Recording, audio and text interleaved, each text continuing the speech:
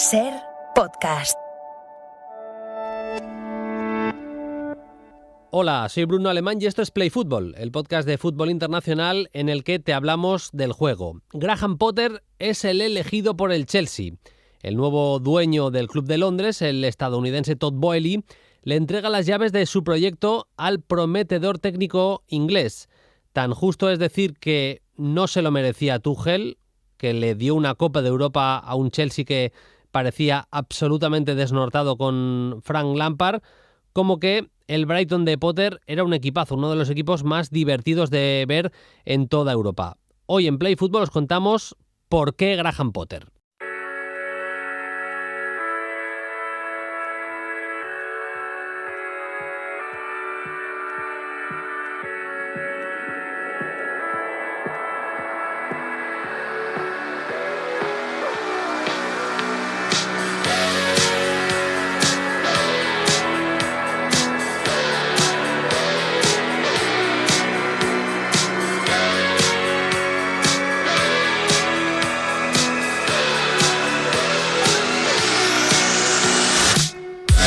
Empezamos nuevo episodio de Play Fútbol. Vamos a charlar de muchas cosas, evidentemente de la Champions. Tendremos nuestra sección de la Europa League. Le haremos caso también a lo que ha ocurrido, a lo mejor que nos ha dejado, el fin de semana con Paquillo Mariscal.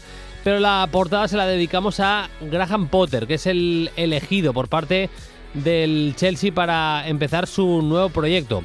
No es que sea un entrenador súper joven, es de 1975, si no me fallan las cuentas, tiene 47 años, el nuevo técnico del Chelsea, pero sí que es cierto que en la élite prácticamente podemos decir que acaba de amanecer. Estuvo en la Liga Sueca ascendiendo un equipo como el Östersund de manera consecutiva 3 años.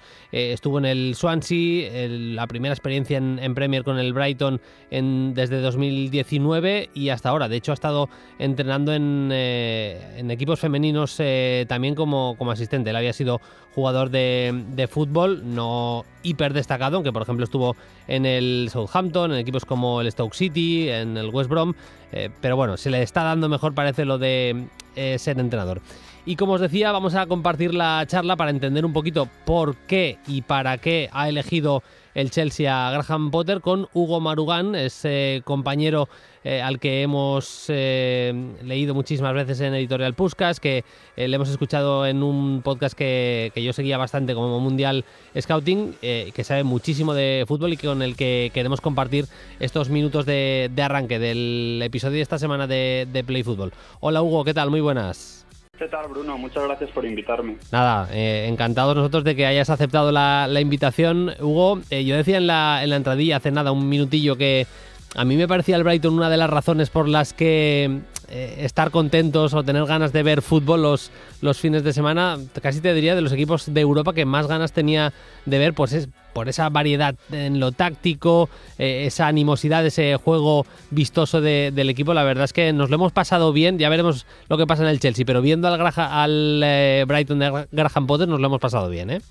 Yo completamente de acuerdo. Además, es verdad que le costó un poco adaptarse y empezar, porque el Brighton venía de Chris Hughton, que era el anterior entrenador, de un estilo bastante diferente, y hasta que la plantilla hizo clic, yo creo que tardó un poco. No es que fueran malos meses, pero hasta ver el fútbol que quería Potter tardó un poco, pero una vez ya la plantilla se adaptó, yo creo que hemos visto un fútbol muy bueno, y sobre todo una cosa que a mí me gustaba mucho de su Brighton es que era un equipo capaz de dominar partidos desde distintos registros, porque pensamos en el Brighton y con razón, en un equipo muy propositivo, con muchas ideas de juego con balón, pero también yo creo que sin balón y a través de su presión y de su bloque medio y todas las cosas que hacía, también era capaz de dominar partidos, adaptarse al rival, y yo creo que estoy de acuerdo contigo, que ha sido uno de los grandes equipos para ver de estos últimos años, de este último año y medio, 2 años, y una de las razones seguro por las que el Chelsea ha optado por él para este reto tan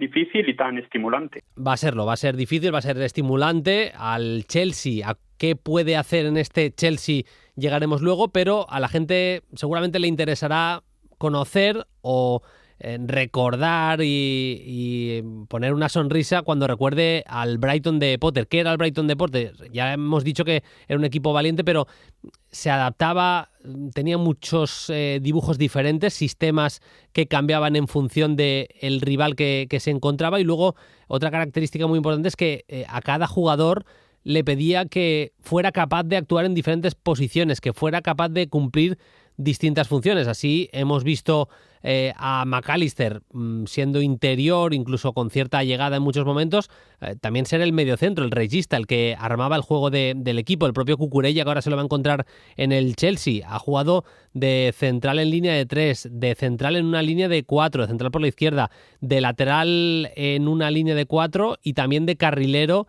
cuando jugaba con 3 centrales y carrileros. Por tanto, hay casos incluso como el de Leandro Trossard que ha jugado de segundo punta, incluso en estos últimos partidos lo estaba haciendo de carrilero.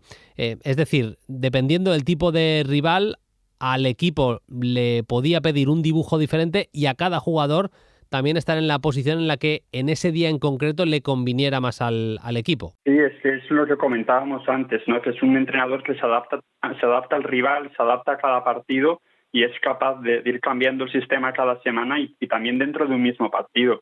Le hemos visto también, por ejemplo, mucho 4-3-1-2 con ese rombo en el medio. También con un rombo en el medio, pero con 3 defensas, o sea, un 3-3-1-3, podríamos decir. Es un entrenador que con todos los jugadores les va probando, les va haciendo jugar en diferentes sitios hasta que el jugador, yo creo que él y el jugador den con una posición que les queda más cómoda y ahí es donde le prueba para más partidos. Potencia mucho a los jugadores porque más que posiciones yo creo que son roles, ¿no? Sí, lo que le da cada estoy jugador. De acuerdo, sí.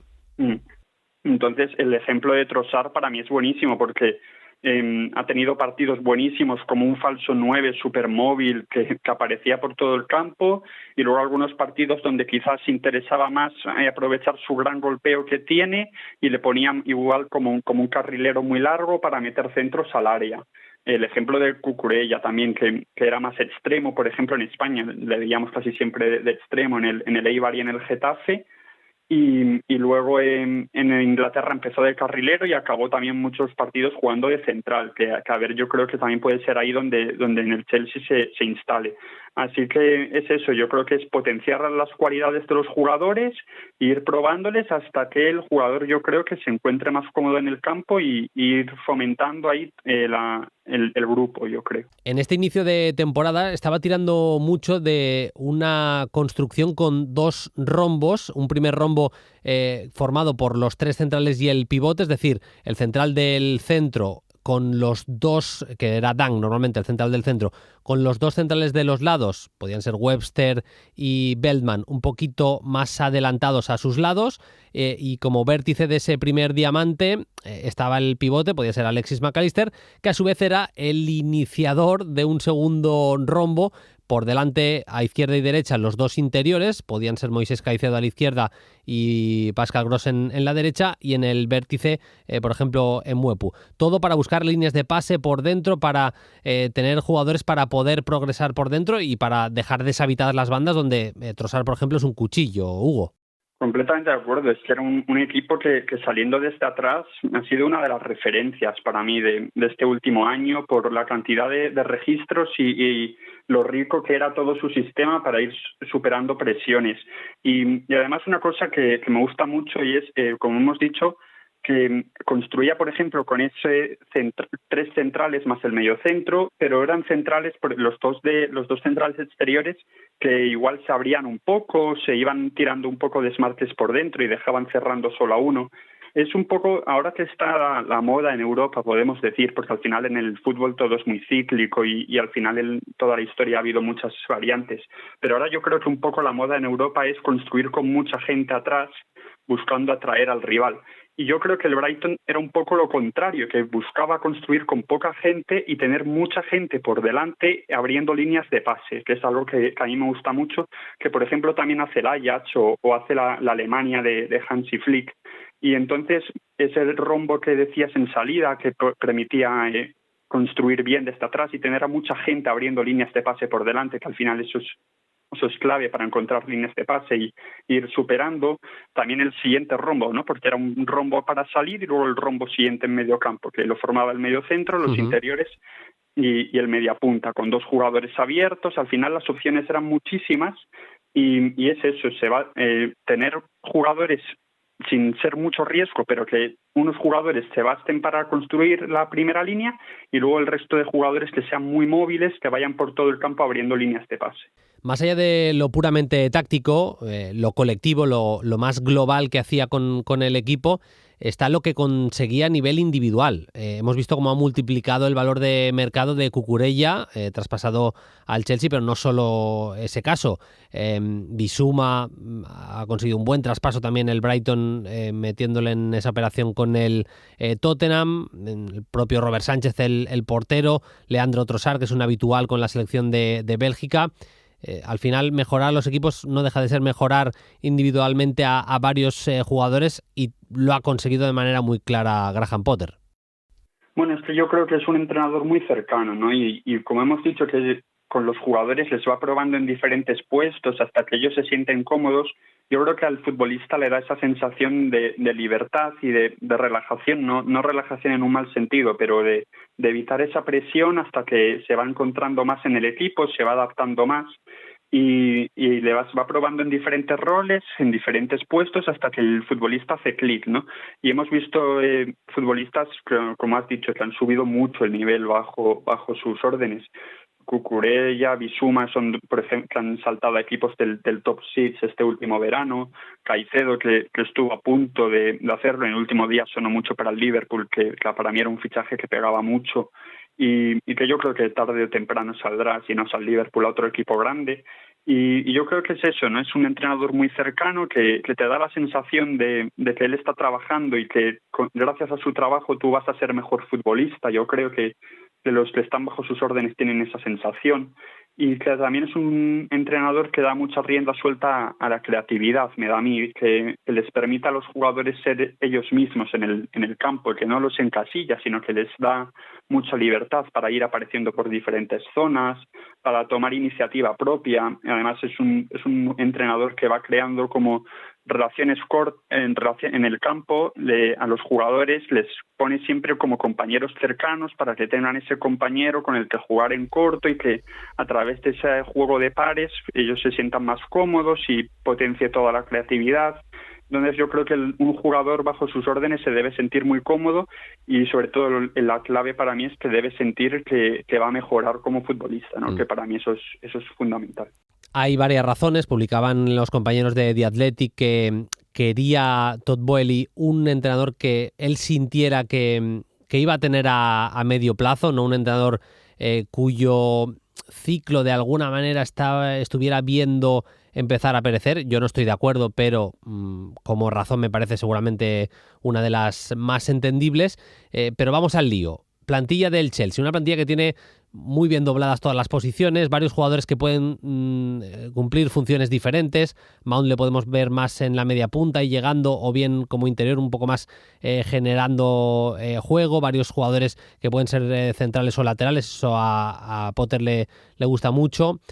¿Cómo crees o por dónde pueden ir los tiros del Chelsea de Potter y cómo se puede adaptar a la plantilla que tiene actualmente el Club de Londres? Bueno, me parece una plantilla que, para no haberla formado él, para no haberla ideado él, yo creo que se adapta bastante bien a su fútbol y que tiene, al final es una plantilla tan amplia que con tantos jugadores de primer nivel que le va a permitir muchas opciones. Yo creo que un nombre que se me viene a la cabeza que yo creo que va a mejorar mucho es Wesley Fofana, ¿no? Que ya es un central bueno, obviamente ha costado mucho dinero y en el Leicester dejó muy buenas sensaciones, pero es ese tipo de central que lo que quiere Potter, de un central que se incorpore al ataque, que sume muchos metros con su conducción, yo creo que está para sumar mucho. Y todo lo que decías de esos centrocampistas muy agresivos yendo al espacio, que den mucho recorrido, a mí me gustaría ver, y creo que le va a venir bien a N'Golo Kanté. Pasa es que con Kanté las dudas sobre su estado físico están ahí, ¿no? En los últimos años se ha perdido muchos partidos, pero creo que se adapta muy bien al fútbol de Potter y que le puede sumar mucho.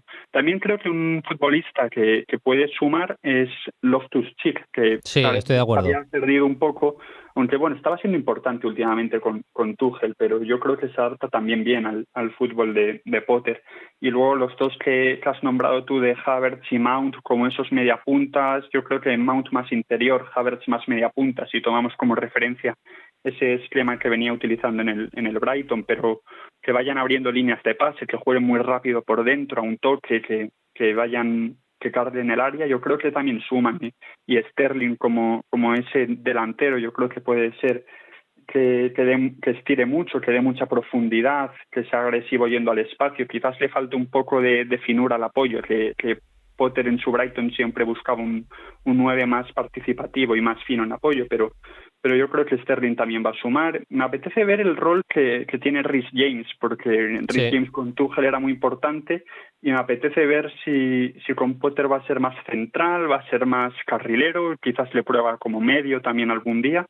Es un futbolista que tengo ganas de verle, pero bueno, la plantilla para mí se adecua muy bien a su fútbol y yo creo que no va a tardar mucho en empezar a sacar resultados. A ver qué pasa incluso con la portería. No está en el mejor momento de forma Mendy, el portero. Con los pies ha cometido algún fallo importante y a eso le da bastante importancia también Graham Potter, a que su portero sea bastante hábil en la salida de juego desde atrás. Así que veremos qué es lo que pasa.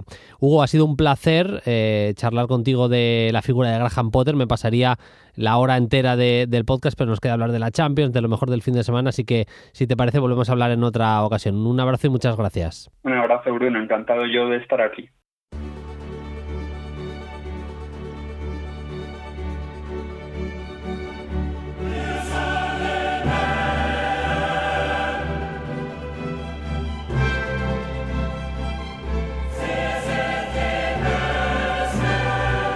Segunda jornada ya de la Liga de Campeones, de la fase de grupos. Vamos a analizar a los rivales de los españoles, ese triple duelo hispano-alemán que mola tanto, que va a ser tan divertido, además con un Bayern-Barça, un clasicazo europeo ni más ni menos.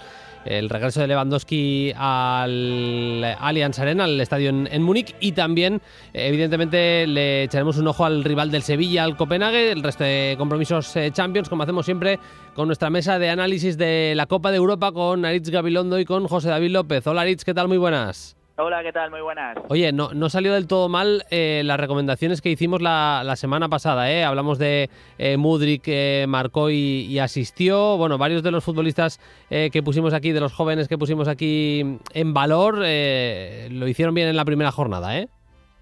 Pusimos el listón muy alto, ¿eh? A ver si a partir de ahora la gente nos va a hacer caso y van a pensar que sabemos algo. A ver si van a pensar que cada semana suena la flauta, que no es así. José David López, ¿qué tal? ¿Cómo estás? Muy buena, Bruno, compañero. Sí, nos faltó simplemente algún golito más de alguno de los que dijimos, pero bueno, estaba pensando sobre todo en Jude Grah, por ejemplo, que sí que me llamaba la atención que apostaste por él y bueno, le faltó poco, pero nos faltó ese. Sí, bueno, no llegó el gol, pero bueno, todo puede pasar. La verdad es que está divertida la Copa de Europa con ese triple enfrentamiento entre alemanes y españoles en esta segunda jornada. El sorteo y esas vicisitudes del calendario han querido que sea así. Luego repasaremos el calendario completo, pero creo que es hacer esperar al oyente porque sí, y Aritz me parece que es el gran duelo, no sé si lo compartes, de esta jornada 2 de la Champions, de la fase de grupos, el Bayern-Barça, por todo lo que implica, porque pues bueno, vuelve Lewandowski en un estado de forma brutal al Allianz, porque el Bayern, que le metió un 2-8 y que el año pasado ridiculizó también al Barça, no llega en cuanto a resultados en su mejor momento, y el Barça parece que llega en línea ascendente. Sí, no solo quizás sea el partido grande de esta jornada, sino te diría que es los dos partidos Bayern-Barça más grandes que va a haber en la fase de grupos, porque yo creo que el Barça ha dado un salto gigante considerable y quiere acercarse, y creo que lo puede hacer a los grandes de Europa. Y el Bayern, pues no deja de ser el Bayern. Es verdad que no está bien.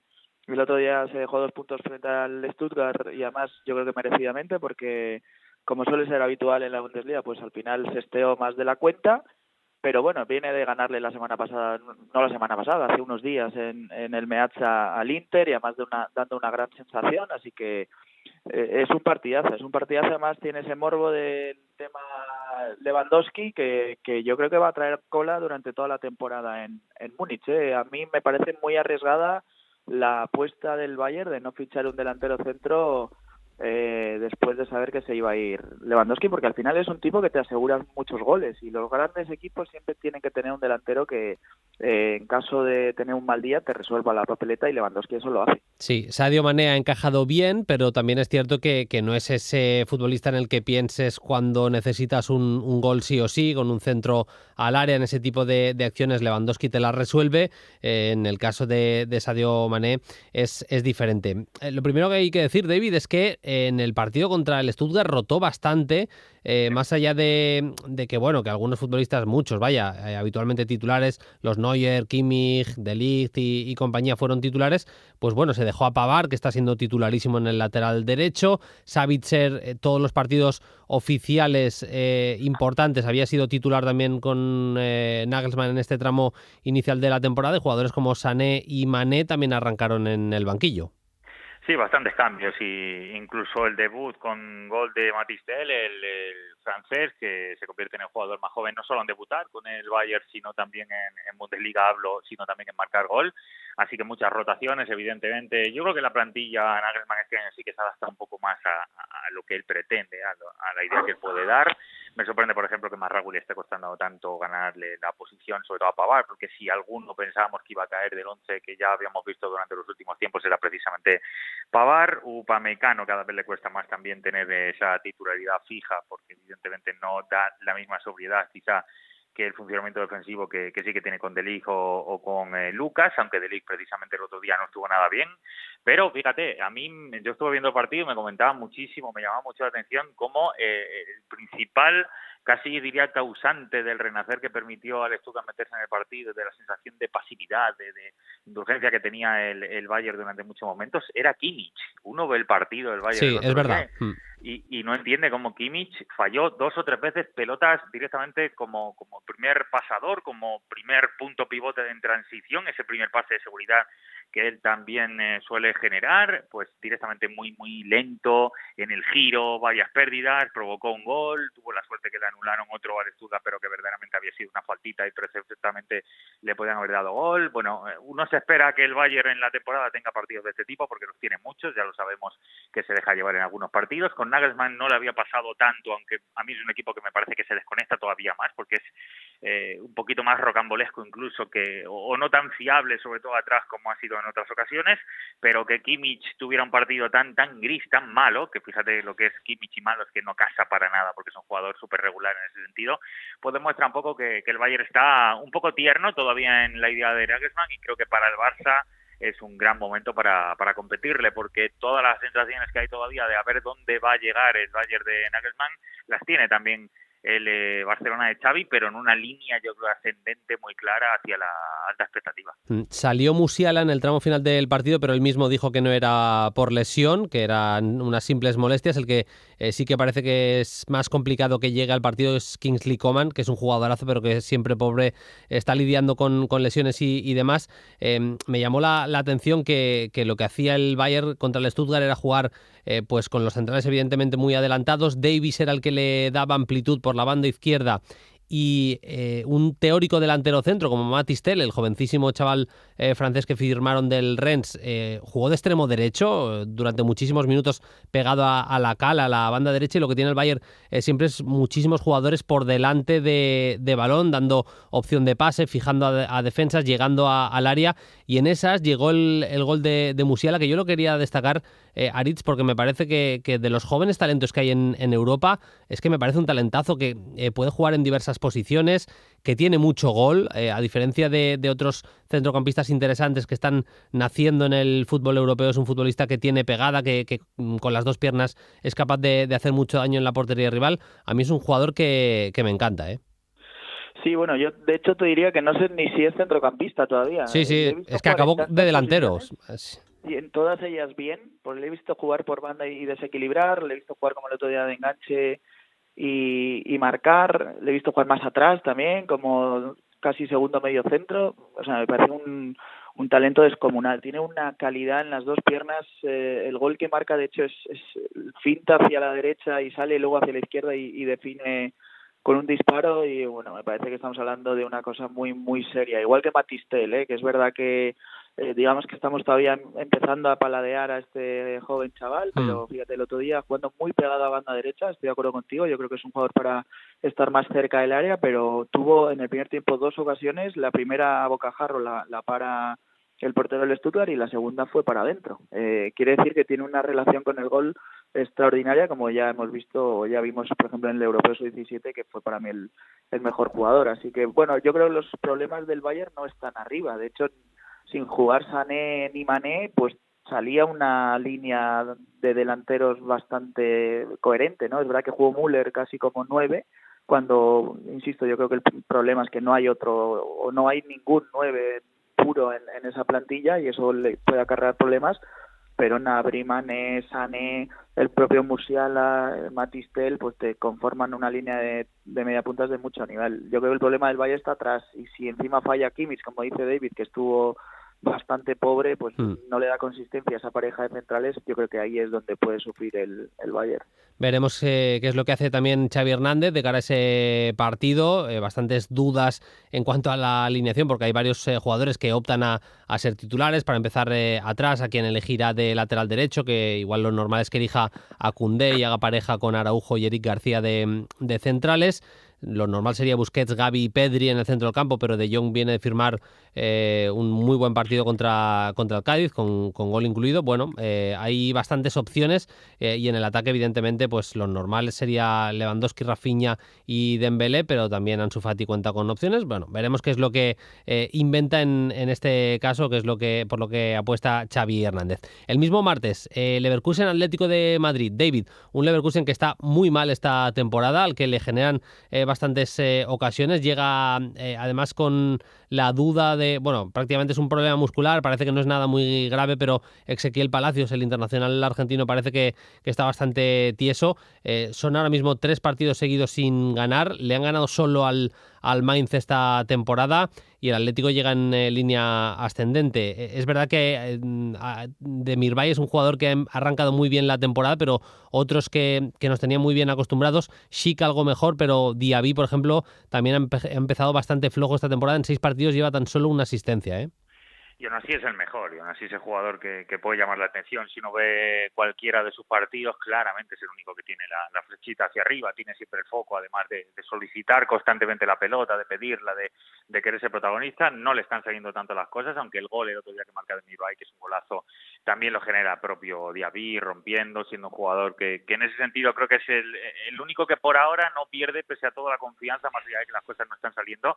El equipo australiano en una crisis mucho más grave de lo que puede parecer, no solo por el arranque del curso. Lleva 8 partidos en total en todas las competiciones, lo eliminó un equipo de tercera división en la Copa en el primer partido de la temporada. Después, además, solamente ha conseguido puntos cuando ha mantenido a portería 0, y es algo que no ha logrado nada más que una vez en lo que va de temporada. Incluso este fin de semana verdaderamente tenía un partido, cierto que es a domicilio, pero ahora con el Hertha, un equipo que está todavía mucho más de capa caída, y aún así levantó el partido en el tramo final. Es verdad que lo pudo incluso ganar, también lo pudo perder por momentos, y sobre todo sufriendo de las transiciones. Un equipo muy alocado en ese sentido, funciona también en eso, es su principal valor, y cada vez que perdía la pelota del centro del campo, el Hertha, que no tiene demasiados jugadores para velocidad, aún así le pillaba el contragolpe y le pillaban siempre muy descolocado habitualmente al Leverkusen. Bueno, es un equipo que verdaderamente no atraviesa por un buen momento, pero la sensación que da ahora mismo es que, como siempre están alocados en su manera de entender el fútbol, es muy valiente, pero igualmente se rompe, se desestructura muy fácil atrás en defensa.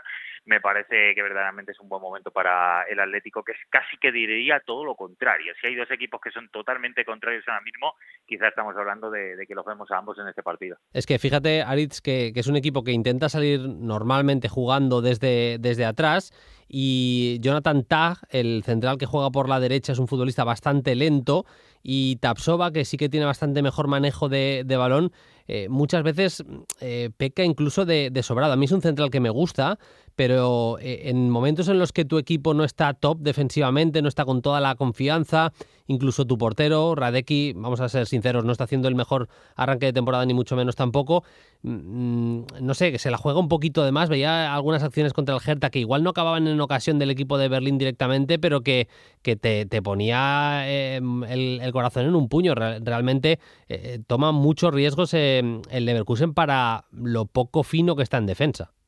Los dos centrales, porque a mí también me parece Sí. todo lo contrario a fiable. O sea, es un central con corpulencia y te diría que con calidad, pero es que comete unos errores que son tremendos, ¿no? Bueno, realmente estaba mirando ahora 11 goles en 6 partidos, lleva encajados en lo que va de Bundesliga el Leverkusen, que es un equipo Champions. O sea que los datos son malísimos. Es el Leverkusen de siempre. Yo creo que cambian entrenadores, cambian jugadores, pero es el mismo equipo de siempre, que bueno, arriba tiene cosas interesantes, si le sale un buen día te pueden hacer daño, pero es que son muy poco fiables en defensa, ¿no? Y equipos que se parten mucho. Fíjate, el otro día, por ejemplo, no jugó Aránguiz, que creo que ha sido clave todos estos años para dar un poquito de equilibrio, por lo menos, al Leverkusen, y aún así no creo que sea un jugador que de por sí solo pueda sujetar a todo un entramado ofensivo como el que tiene el Leverkusen. Y estoy de acuerdo, el Atlético de Madrid, que es la horma de su zapato, con un bloque defensivo armado y con dentro del campo de mucha gente, pues seguramente solo con eso ya le va a complicar la vida muchísimo al Leverkusen. Además, el Atleti en este inicio de curso lo que está teniendo es lo que le falta a otros años, que es pegada. El otro día, por ejemplo, mete 4. Es un equipo que está encontrando el gol con facilidad, y si juegas contra un Leverkusen que sabes que va a encajar, lo normal es que el Atleti, aunque juegue fuera de casa, se pueda imponer.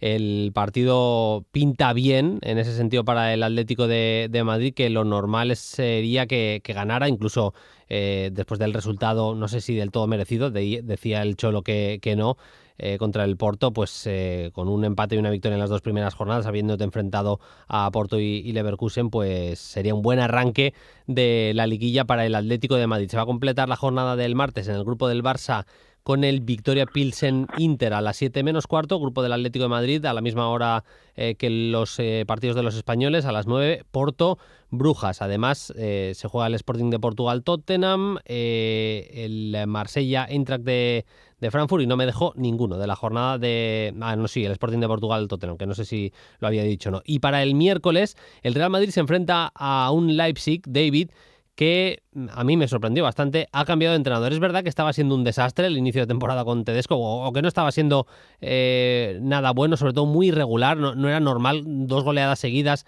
un 0-4 contra una Eintracht que no ha arrancado nada bien, también en la Champions goleada, y al día siguiente de caer en el primer partido de Copa de Europa contra pronóstico, le mete 4 goles en casa. Además, el Shakhtar, con un gran partido de Mudryk, acaban echando a Tedesco. Han fichado a Marco Rose y bueno, lo primero es que han ganado bien el primer partido este fin de semana contra el Borussia Dortmund, además con cambio de sistema, ya no juegan con 3 centrales. David. Sí, lo primero que fue goleado, o pudo ser más goleado, luego lo maquilló un poco en la Supercopa ante el Bayern, primer partido de la temporada, es decir, pierde primer título. Eso evidentemente ya es una losa pequeñita, porque no importa tanto en Alemania, pero evidentemente para un equipo que no tiene palmarés, porque solamente tiene una copa lograda el año pasado, pues es poco. Hasta el cuarto partido de Bundesliga no gana Leipzig, y además se llevaba antes de este partido, este fin de semana que dice 3-0 ante el Dortmund, había encajado 8 goles en 2 partidos. Evidentemente todo eso dando además la sensación de que Marco Rose, al estar liberado después de haber salido precisamente del Dortmund, pues evidentemente era uno de esos técnicos que sabíamos que en cualquier momento uno de los grandes podía llamar a su puerta. En Alemania tiene un buen cartel, en la escuela Leipzig más que en ningún lado, porque evidentemente no solo fue técnico del Salzburg, no solo fue técnico de divisiones inferiores en el propio Leipzig y en la propia escuela RB, sino que verdaderamente ya sabíamos que la habían tanteado en algún momento. No había podido darse la opción por aquello de las sensaciones del mercado, que no siempre cuadra todo, pero estaba claro que Marco Rose tarde o temprano iba a entrar. Yo creo que precisamente el que estuviera liberado ha hecho que saliera Tedesco. La sensación que da es que es un equipo que se le puede sacar muchísimo más partido de lo que se está haciendo. A mí me parece que es verdad que ha ido perdiendo algunos efectivos durante los últimos años precisamente porque es su política, pero la recuperación de Werner, el hecho de que Szoboszlai todos sabemos que tiene que dar mucho más, porque además Marco Rose lo conoce bien porque ya lo tuvo en Salzburg, el hecho de que Nkunku seguramente ha sido, el hecho de mantener a Nkunku, mejor dicho, ha sido lo que ha hecho que se demuestre que de alguna manera el Leipzig algo ha cambiado, porque este jugador hubiese salido y por una cifra brutalísima en cualquier otro mercado de fichajes del Leipzig por su política.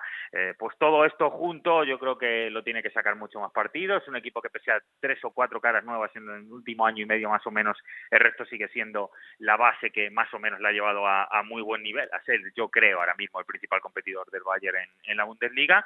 Me llamó la atención sobre todo Forsberg, porque entró de nuevo. Yo creo que es un jugador que hay que darle mucho más vuelo, que se demuestra que la mejor versión del Leipzig siempre ha sido con el juego en el terreno de juego, liberándole además mucho más delante de dos jugadores que acaparan mucho protagonismo en cuanto a piernas, en cuanto a amplitud del centro del campo, como son Schlager, un jugador que en ese sentido se deja todo físicamente, y Laimer, que me parece todavía mucho más completo y que también me parece que se haya quedado, es una muy buena noticia porque estuvo a punto de irse al Bayern. Bueno, me parece un equipo que lo raro era que estuviera tan mal, que tiene muy buena base para seguir creciendo, que se le va a quedar grande todavía el hecho de competirle claramente el liderazgo del grupo al Real Madrid, pero que pese a ese traspié inicial creo que la ración puede llegar a tiempo, y aunque suene raro lo de Tedesco, si verdaderamente veían que la situación no era buena, ahora todavía pueden salvar la temporada con la Champions.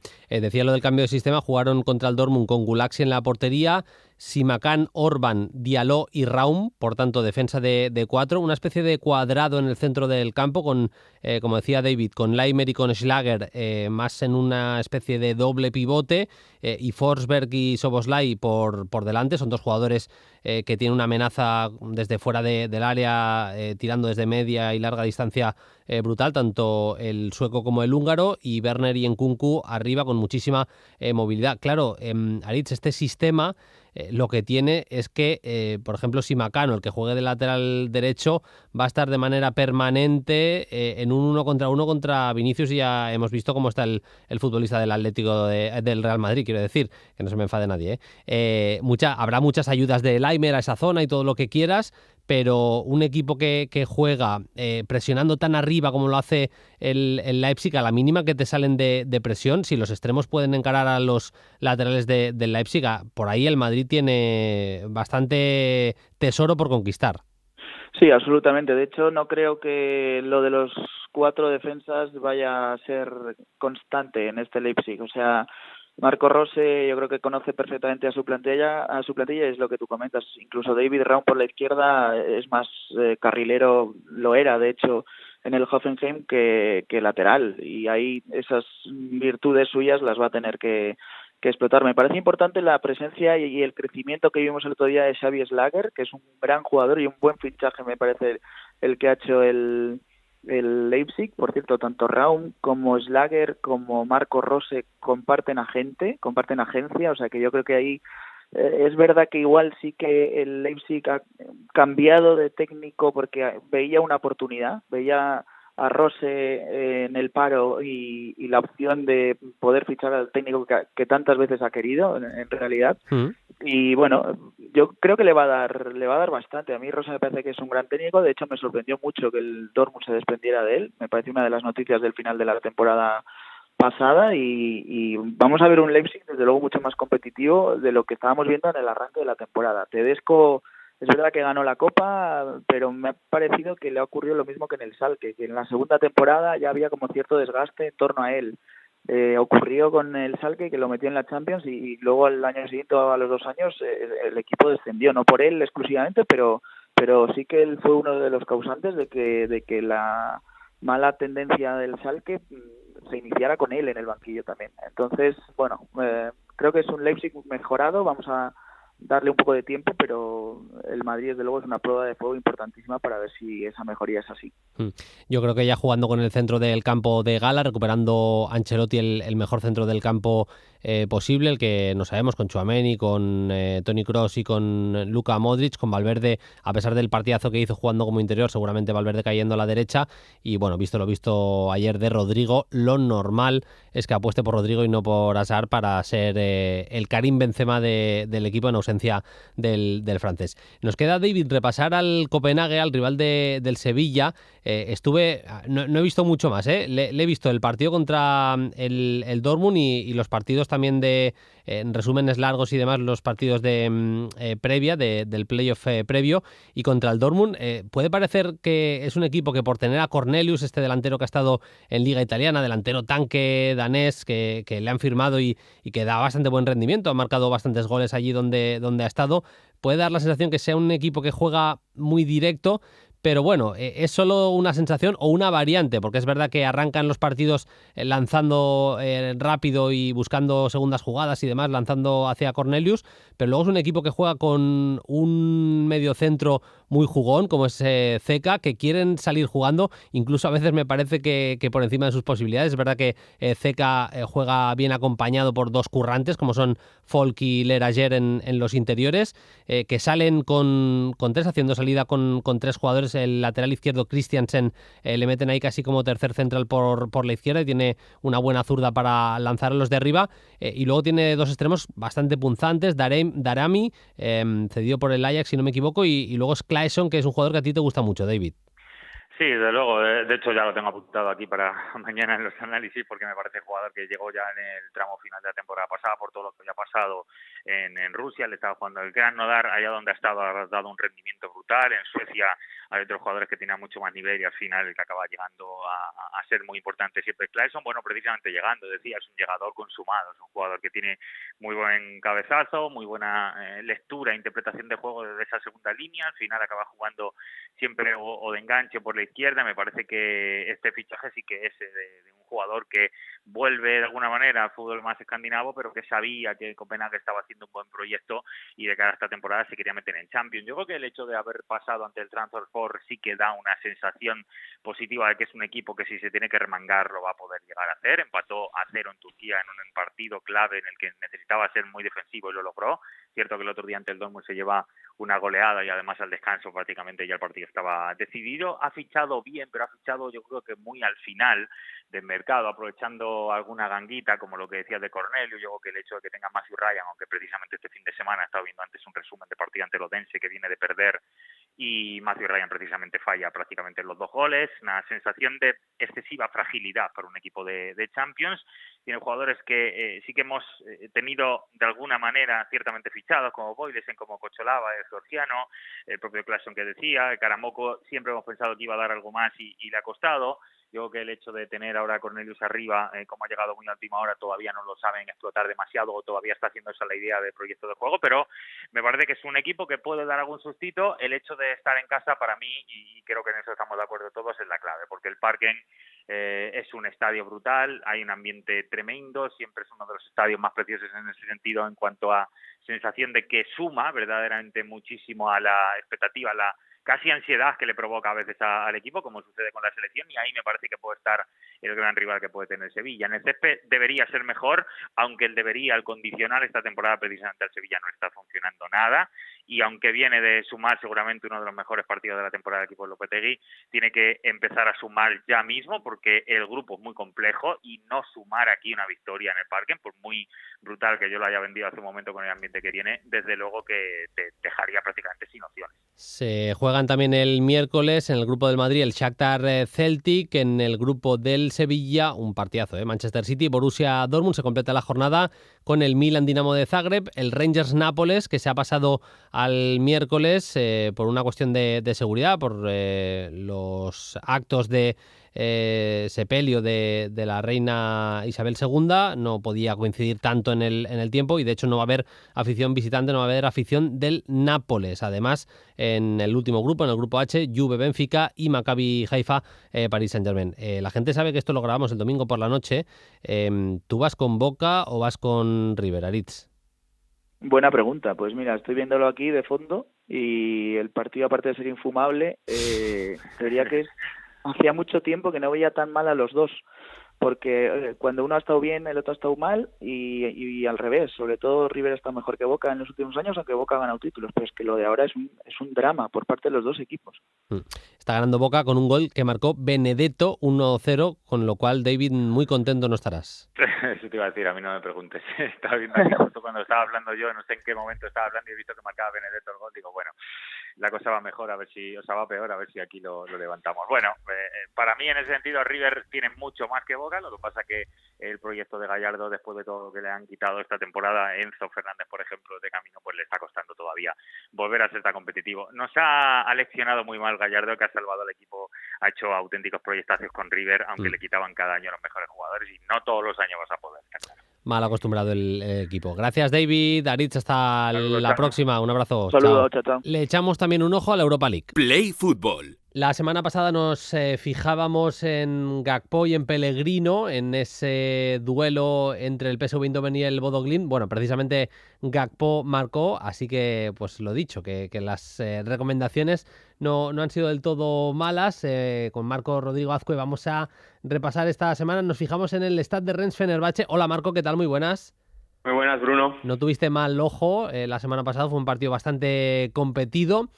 Al final tablas entre PSV y Bodo Glimt con ese empate a 1. Esta semana te fijas en ese duelo entre franceses y turcos. Sí, vamos a utilizar este partido como excusa para introducirnos en el tema de la precocidad y de estos jovencísimos talentos que están surgiendo a primer nivel, en este caso jugadores de la generación de 2005, que se dice pronto, sí. Que tuvo su principal escaparate en el europeo de sub-17, que se jugó en junio. Selección francesa, campeona, con Mathys Tel, goleador este fin de semana con el Bayern de Múnich, de delantero centro, y por detrás suyo, jugando de media punta, Desiré Doué, también de la generación de 2005, 17 años y jugador del Stade Rennais, que este jueves se enfrenta al Fenerbahce, en cuya plantilla también hay un futbolista de esta misma generación, 2005, Arda Güler. Bueno, será interesante ver qué papel tienen en el partido. Yo supongo que lo iniciarán en el banquillo, pero están teniendo cierto protagonismo en forma de minutos saliendo como suplentes. Lo primero es que estamos hablando de jugadores 2005, jugadores jovencísimos, y estamos viendo una tendencia que pase esto, Marco, simplemente recordar lo jovencísimo que empezó Camavinga, Pedri, Gavi, lo estamos viendo en muchísimos futbolistas, el propio Bellingham, Musiala. Cada vez es más frecuente ver a chavales que van en pañales prácticamente en esto de la vida, jugar de manera profesional esto del fútbol y en la élite. Sí, y tocar a la puerta no solo a base de talento, que es en cierto modo lo que siempre ha dicho el cliché, ¿no? Futbolista muy joven que emerge en el primer nivel, pues a base de calidad, y que luego, una vez arriba, una vez en la élite, pues va adquiriendo otro tipo de cosas, ¿no? En cuanto a comprensión del juego, capacidad táctica, etcétera, etcétera. Me sorprende que últimamente todos los que aparecen, vamos a decir casi todos, por no generalizar, suben con el chip ya incorporado en cuanto a todo lo que comento, ¿no? En cuanto a comprensión del juego, capacidad táctica para adaptarse, para entender a lo que les piden sus respectivos entrenadores. Y bueno, yo creo que en estos dos futbolistas de los que estamos hablando hoy, de Desiré Doué y Arda Güler, por lo que les he podido ver, son jugadores que responden a este perfil, ¿no? Ya capacitados para hacer sobre un campo todo lo que se les pida y sin las taras típicas de la juventud que atesoran. Yendo ya de hecho al duelo, Doué, el del Rennes, es un mediapunta, puede jugar en las bandas también, un jugador bastante hecho físicamente, pero también con muchísima clase, con llegada, un jugador me parece bastante completo, Marco. Sí, yo destaco sobre todo la elegancia que tiene. Es un mediapunta diestro que también puede partir de banda izquierda jugando a pierna cambiada, pero que sobre todo se mueve por carril central. Y a mí lo que más me llama la atención es su elegancia, ¿no? Su capacidad para combinar un quiebro imposible, una maniobra complicadísima, con salir de esa acción, salir de ese momento complicado de la jugada y a la vez jugar fácil. Es decir, hacer un quiebro complicado y a la salida de esa acción jugar con el futbolista, con el compañero mejor situado. Pues tiene una capacidad de alternar esas dos situaciones en apenas los 2 segundos, 3 segundos de una misma jugada. Sale de la maniobra y la pone bien. Yo creo que tiene calidad y también tiene visión de juego como para triunfar en la élite. Y luego tiene una cosa que no se paga con dinero, que es gol. Sí. Es bastante contundente en área rival. Y bueno, ya sabe lo que es marcar en la primera división francesa. Se estrenó como goleador el pasado 31 de agosto. Bueno, yo creo que un proyecto súper interesante. Sí. Siendo joven y estando en el Rennes, como comentabas ahora, Bruno, pues prácticamente todo cuadra. Ahora vamos a ver cómo evoluciona. Estamos hablando de un jugador ya en lo físico bastante más hecho que el que comentaremos ahora. Arda Güler puede jugar de media punta en las bandas. Es el prototipo de media punta de antes de toda la vida, súper técnico, que se mueve bien en espacios reducidos, con una visión de juego impresionante. Tiene buena pinta también el futbolista de Fenerbahce. Sí, eso es. Yo creo que este está más verde, ¿no? Por todo lo que hemos comentado, también porque está en un club con menor tradición a la hora de sacar este tipo de jugadores, como puede ser el Fenerbahce. Se me escapa ya la metodología de trabajo que puede existir en esa cantera, pero da la sensación de que todavía tiene más facetas que incorporar a su juego que Doué, y bueno, sí estoy de acuerdo con todo lo que comentabas, Bruno. Quizás sea un futbolista también con capacidad para, dentro de estos típicos centros del campo que se están poniendo ahora de moda dentro de un 4-3-3, para jugar en tercera altura, pero también en una segunda.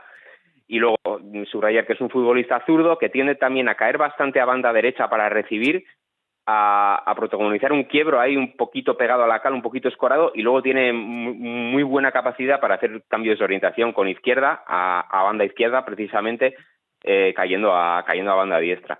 Bueno, también me parece súper interesante, sobre todo porque está teniendo más participación en la élite. Claro, es lógicamente una liga turca de menor nivel, pero está teniendo más que Desiré Doué, y está teniendo bastante continuidad. Debutó con 16 años a las órdenes de Vítor Pereira, que es el actual entrenador de Corinthians, pero bueno, fue a raíz de la llegada de Ismail Kartal el año pasado al banquillo del Fenerbahce cuando empezó a tener cierta continuidad que está teniendo de nuevo esa temporada.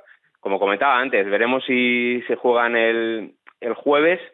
Ninguno de los dos lo hizo en la primera jornada de Europa League. Arda Güler vio todo el partido, toda la victoria del Fenerbahce contra Dinamo de Kiev desde el banquillo, y Desiré Doué, en cambio, no viajó a Chipre a enfrentarse a la AEK Larnaca. ¿Sabes por qué no viajó, Bruno? ¿Por qué? ¿Tenía un examen igual o qué?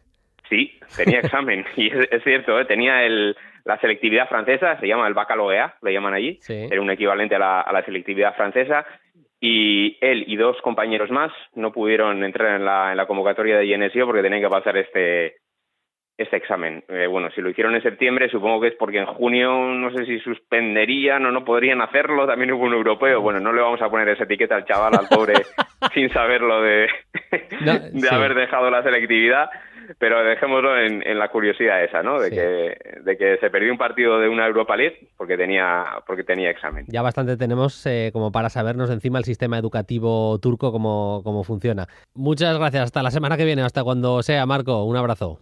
A que toque. Muchas gracias, Bruno. Agur. Play Fútbol. Nos queda tiempo todavía para repasar lo mejor del fin de semana. 3 pinceladas que le pegamos a lo mejor de cada jornada de fin de semana, de viernes, sábado y domingo, con el gran Paquillo Mariscal, que ya nos escucha. ¿Qué tal, Paquillo? Muy buenas. Muy buena, Bruno. ¿Qué tal todo? En la sección o la minisección, el concierto de esta semana de Paquillo, ha tocado Texas, ¿no? Esta semana. Sí, ha tocado Texas. Tocó por tu tierra el miércoles y yo fui el viernes a verlo a Madrid. Sí, sí. Viaje express a Madrid. Llegué media hora antes del concierto y me volví rapidito. Pero también he tenido tiempo para ver fútbol porque Renfe y demás tiene buen wifi. Bien Renfe. No, a ver, yo Texas les vi en el Raz hace unos años y te reconozco que era un grupo que me gustaba bastante, pero que no me emocionaba, y en concierto al menos aquel día me moló mucho, te lo reconozco, ¿eh? Sí, yo los vi también hace 5 o 6 años, creo que 2016 creo recordar, y, sí, puede ser. Bueno, y los volví a ver este pasado fin de semana y la verdad que muy bien para la edad que tienen, para los años que llevan vocalmente y desde aquí mando una recomendación al que no haya ido a la Sala de la Riviera de Madrid que vaya porque la acústica es acojonante. Pues señores de la Sala Riviera, nada, unas entraditas para la próxima que os hemos hecho buena publi. Vamos ya con lo que vamos a comentar esta semana. Va a ser bastante poco mainstream. Vamos a hablar del Marsella de Tudor, del Milan y también del Galatasaray. He dicho del Milan, pero es más bien de la Sampdoria. Jugó Gonzalo Villar de pivote. Tenía por delante a un futbolista como Saviri, también Tomás Rincón, que es un jugador de bastante más brega. Perdió la Sampdoria a pesar de que estuvo toda la semana, toda la segunda parte jugando con un futbolista más.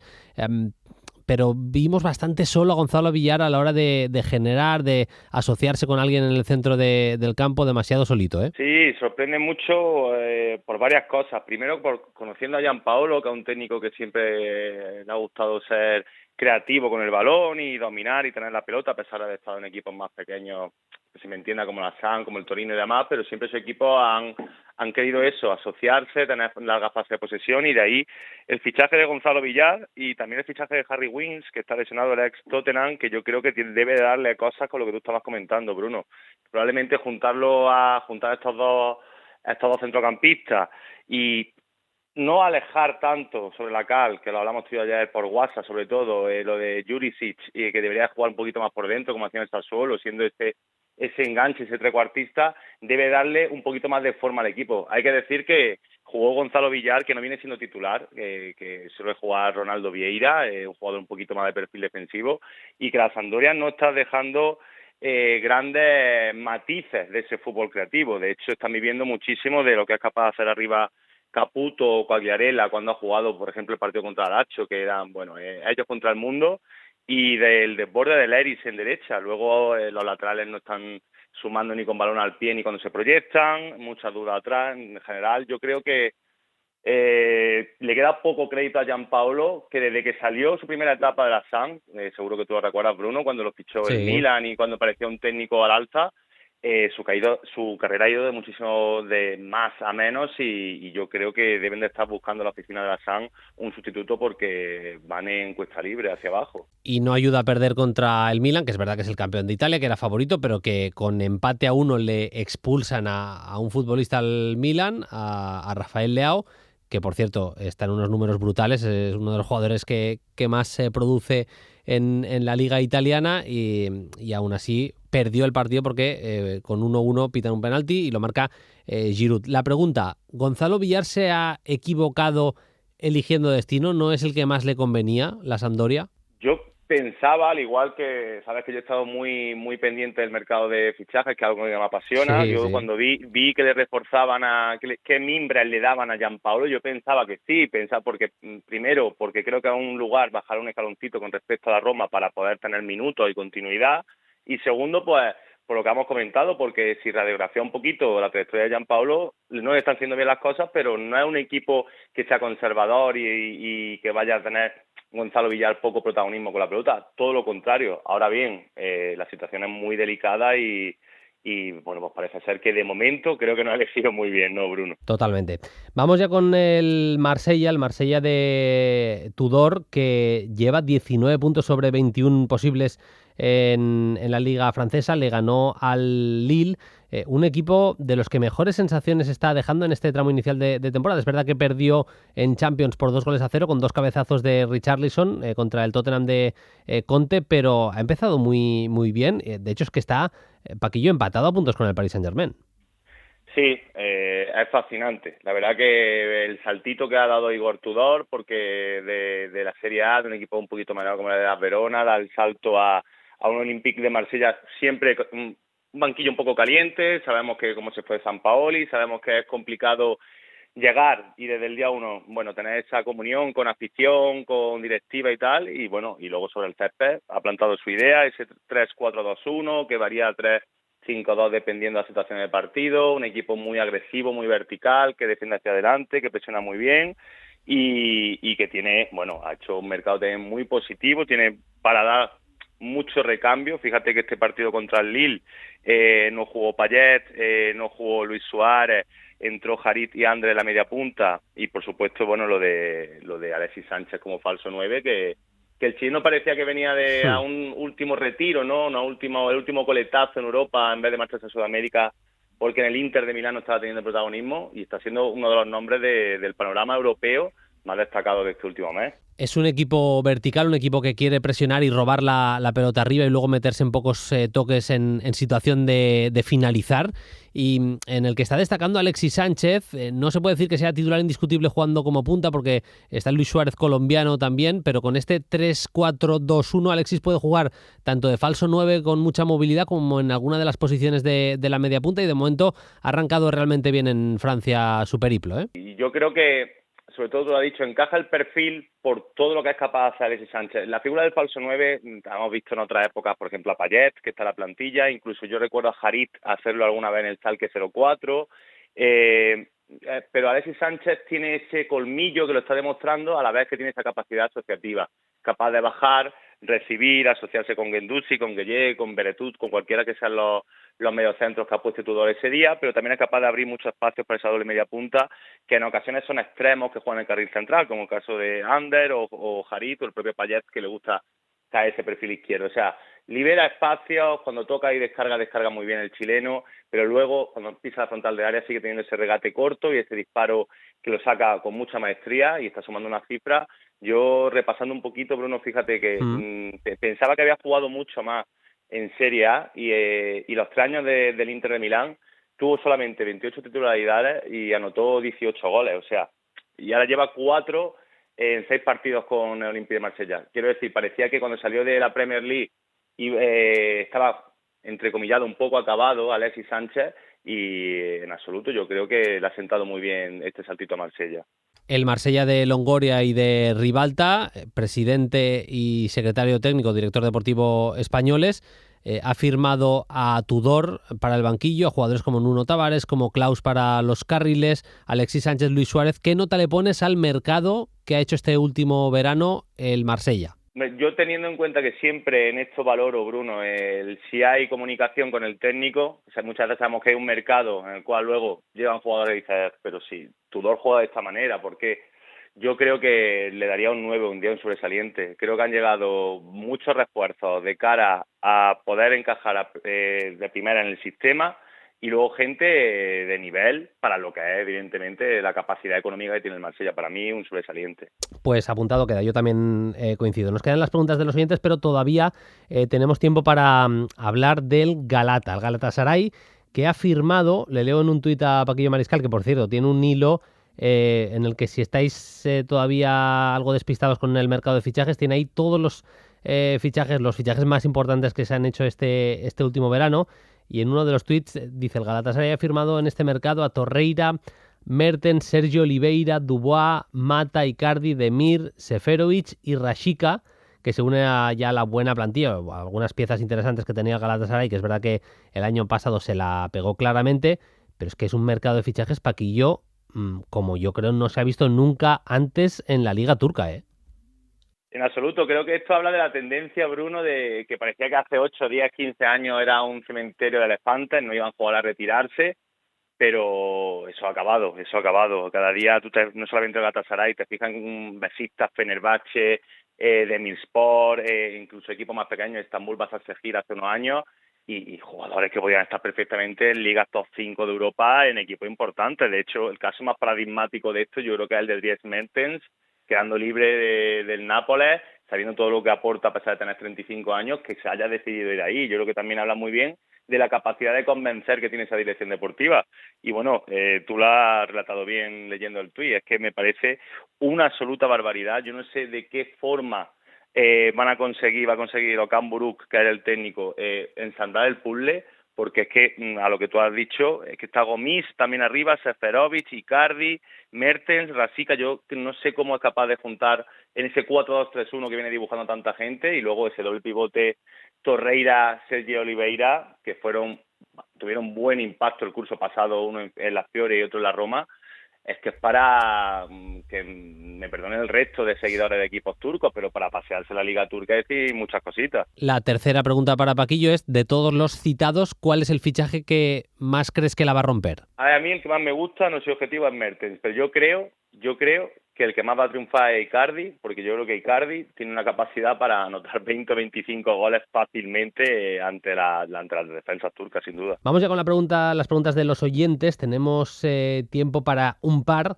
Las podéis dejar en @playfutbol, en nuestro Twitter, el comentario y la pregunta que os dé la gana, o también en los comentarios de iVoox. De hecho, nos llegaba un comentario de Frack, pone hola chicos, soy Frack. Ya pregunté a Bruno dónde podría ir en un futuro Graham Potter y el futuro se ha manifestado antes de lo previsto. Bueno, nos pregunta por cómo se puede adaptar al Chelsea Frack. Ya lo hemos hablado en la portada, pero nos queda tiempo para un par de preguntas más. Football Fever, respecto al programa de la semana pasada, nos decía, gran repaso, ¿cuál pensáis que puede ser el equipo revelación de esta Champions? Paquillo. Te voy a decir el Benfica. Yo creo que con Roger Smith, lo hemos comentado aquí, hemos hablado un poquito de la Liga Portuguesa en otro programa, y yo creo que con el mercado que han tenido, lo bien que está Gonzalo Ramos, que al final no ha salido, y que Roger Smith, un equipo, tiene un modelo de planteamiento que suele hacer daño y que compita ante los grandes, yo creo que puede ser la revelación. Dicho esto, no es una revelación porque el Benfica es un histórico, no es un equipo menor que pueda hacer con Europa, pero yo creo que puede hacer grandes cosas el Benfica este año. Nos pregunta Vicky desde Fuenlabrada. Dice, tengo la sensación que cada vez hay más jugadores japoneses instalados en Europa, ya no de los que llegan y juegan 4 meses y se piran, como pasaba muchas veces antes. Y dice, ¿cuáles os gustan más? Yo voy a decir Kamada. Paquillo, a mí me mola bastante Kamada. Hombre, hay más futbolistas que me gustan. Voy a decir también Takefusa Kubo, que ha empezado bien con la Real a pesar del resultado de ayer, pero Kubo y Kamada son los que más me molan. Paquillo. Sí, yo me ha robado uno que iba a ser Kamada, porque yo creo que Kamada es un futbolista que tiene muy poquísimo cartel, y fíjate que este año incluso Glasner ha cambiado un poco el dibujo por la salida de Kostic y se está adaptando a jugar a la de extremo izquierdo. También lo probó un poquito de medio centro puro al lado de Show, de Rode, y ha funcionado bien. Me parece que es un tipo muy inteligente. Y luego hay también mucho Doan, que está firmado por el Friburgo, que está jugando ahí cerquita de Grifo, que está funcionando muy bien. El chico salió muy joven, como le ha pasado a muchos nipones, y desde su etapa en el Groningen, la verdad que ni en el PSV incluso ha dado ese do de pecho, pero bueno, está teniendo un buen impacto ahora allí en la Selva Negra, en la Bundesliga. Y a mí un futbolista que, bueno, que como todos los que estamos comentando, muy técnico, un poco frío, pero que mola verlo mucho, ¿no? Mola verlo y mola el nombre, Ritsu Doan. Un abrazo, Paquillo, hasta la semana que viene. Un abrazo, Bruno. Chao, chao.